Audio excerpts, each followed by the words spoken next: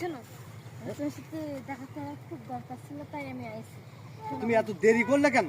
আমি বাড়ি সব গুছাইতে আসবো তো। এখন শোনো, আমার বর যখন তখন চলে আসবে। আরে রাখো তোমার বর, বস এই না না, এখন আমার বসার সময় নেই, তুমি বুঝতেছো না, তুমি বুঝতে পারতেছো না। আরে কখন শান্তি যে চলে আসবে না, আর এখানে কেউ যদি আমার দেখে ফেলাই, আমি তো মান সম্মান থাকবে না। থাকা যায় না, কেউ তো নাই এখানে, তুমি আর আমি ছাড়া কেউ নাই। তুমি দেখো কেউ নাই, এখানে সবাই আছে, তুমি দেখতে পাচ্ছ না। এখন আমার হেই তুমি কেন কি করো? আর তুমি এত তাড়াতাড়ি কি করে আসলে? আমি তাড়াতাড়ি আসলাম কিভাবে সেটা পরের বিষয়, এ তোমার কি ভাই? আর মামা, তুমি বাড়ি ছাড়ি তুমি মাঠে এসে এখানে কথা বলছো কেন? মামা তো ভাই, ও আবার কিছু টাকা পাবে তো আমি দেখতে আসলাম। কেন তুমি তোমার আমি টাকা পাঠাই না? ও তোমার কাছে কিসের টাকা পাবে?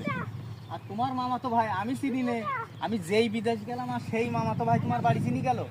তুই জানতে পারি গেছি দাদার বাড়ি কের ভুল হয়ে গেছে?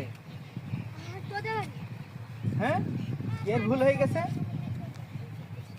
তোমার জন্য আমার জীবনটা শেষ করছি আমি বিদেশের মাটিতে। আর আচ্ছা তোমার চলো চলো বাড়ি চলো, তুমি রাগ করে না, চলো। এই চুপ করো। এই তুই কোনে যাচ্ছিস এদিকে আয়। সত্যি কথা বল, তোদের সাথে সম্পর্ক কতদিন? অল্প কিছুদিন, অল্প কিছুদিন, অল্প কিছুদিন। তা তুই কোনে চলে যাচ্ছিস? ওর নিয়ে যা, ওর মতন তুমি মেয়ের রাগ সাথে করো আমি না, আর রাগ সংসার করো করবো না। চুপ, একদম চুপ।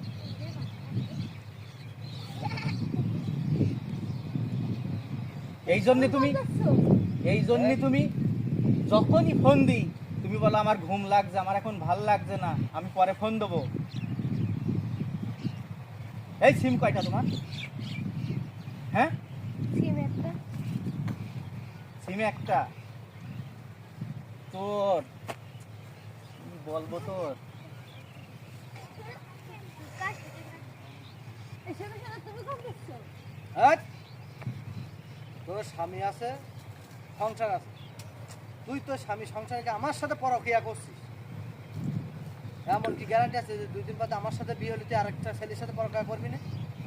তোর মতো মেয়েদের এই শিক্ষা দেওয়া উচিত। শোন ভাই,